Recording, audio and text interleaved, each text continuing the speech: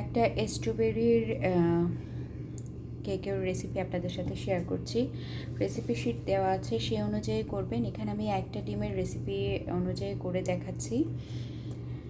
তো প্রথমে আমরা একটা ডিম নিয়ে নিয়েছি, আর চিনি লাগবে 1/4 কাপ। এগুলো আপনারা রেসিপি শিটে রেসিপি শিটে হচ্ছে আপনার 2টা ডিমের আছে, আপনারা সেটাকে অর্ধেক করে নেবেন। হ্যাঁ, তো আমার এখানে বেন্টো কেকই করবো 5 ইঞ্চি মোল্ডে, সেটাই আপনাদের সাথে শেয়ার করতেছি।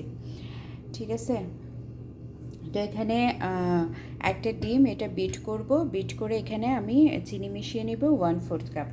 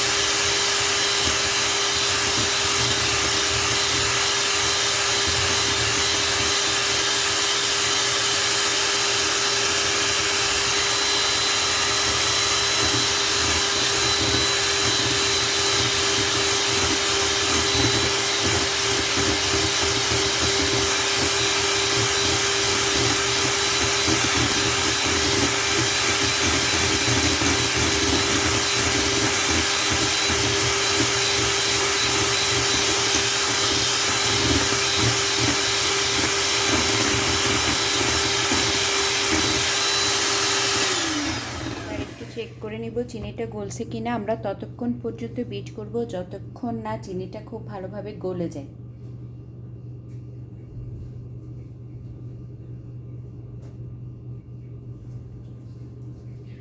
অলরেডি আপনাদের সব ধরনের রেসিপি শিট কিন্তু আমি আপলোড করে দিছি, শুধু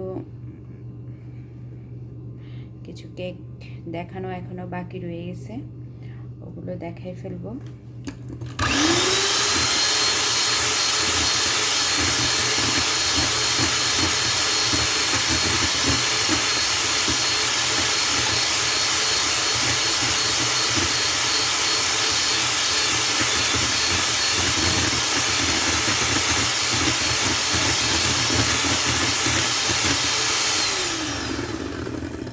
আচ্ছা, ডিমের ম্যারাংটা রেডি হয়ে গেছে। কিভাবে বুঝবেন? এই যে দেখেন, আমি একটা সংখ্যা লেখার চেষ্টা করছি, সংখ্যাটা কিন্তু সাথে সাথে মিশে যাচ্ছে না। হ্যাঁ, থাকছে কিছুক্ষণ, তার মানে আমার ডিমের ফোমটা হয়ে গেছে।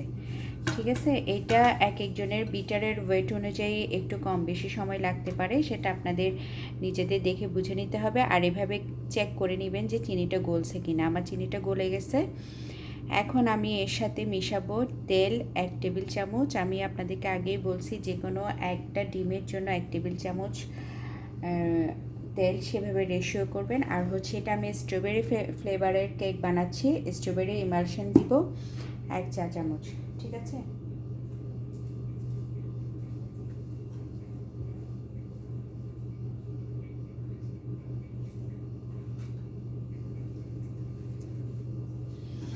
আর কখনো তেল দেওয়ার পরে বেশিক্ষণ বিট করব না, 10 থেকে 20 সেকেন্ড বিট করব। এগুলো একদম বেসিক জিনিস, প্রত্যেকটা কেকের ক্ষেত্রে আপনারা খেয়াল করবেন এই জিনিসটা।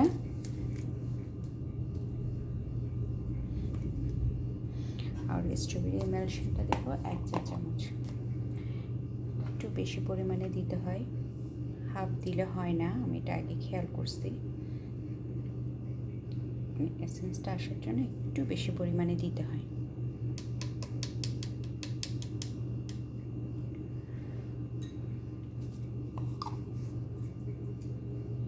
বাস 10 সেকেন্ড বিট করব।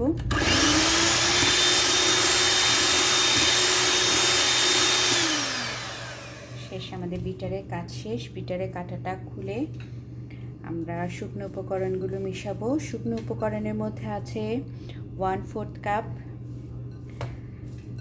ময়দা, সেখান থেকে আমি হাফ টেবিল চামচ ময়দা সরিয়ে হাফ টেবিল চামচ কর্নফ্লাওয়ার মিক্সড করছি। আর বেকিং পাউডার হাফ চা চামচের অর্ধেক, সামান্য একটু লবণ, এগুলো মিক্সড করছি। এগুলো হচ্ছে শুকনো উপকরণ। শুকনো উপকরণগুলো যখন মিক্সড করব ঠিক তখনই আমরা চুলায় প্যানটা বসাই দিব প্রিহিটেড করার জন্য। আমি শুকনো উপকরণটা মিশানোর আগে প্রিহিটেড করতে দিয়ে দিচ্ছি।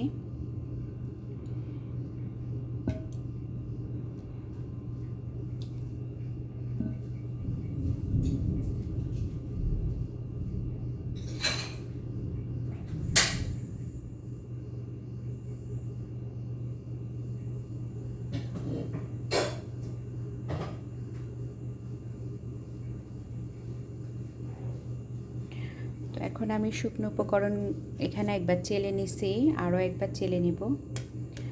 দুইটা ধাপে মিক্সড করব। প্রথম ধাপে দিয়ে দিলাম। প্রত্যেকটা বাড়ি একই কথা বলছি আপনাদেরকে, যতগুলি কেক দেখাইছি খুব আস্তে আস্তে স্লোলি মিক্সড করবেন, এবড়ো থেবড়োভাবে মিক্সড করবেন না। তারপর হচ্ছে কি বলে, ঘড়ির কাঁটা যেভাবে ঘুরে এক সাইড থেকে সেভাবে মিক্সড করবেন, তাহলে একদম পারফেক্ট বেটার পাবেন।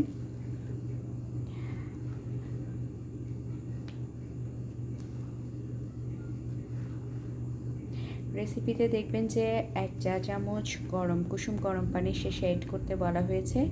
সেটা আপনার ইচ্ছে, আপনি করতেও পারেন, নাও করতে পারেন। ওইটা সাধারণত অ্যাড করা হয় আপনার কেকটা যেন চুপসে না যায় সেটার জন্য। তবে আপনি যখন কেক বানাতে বানাতে একদম পারফেক্ট কেক বানাতে পারবেন, তখন আপনার সেই সমস্যাটা কখনোই হবে না।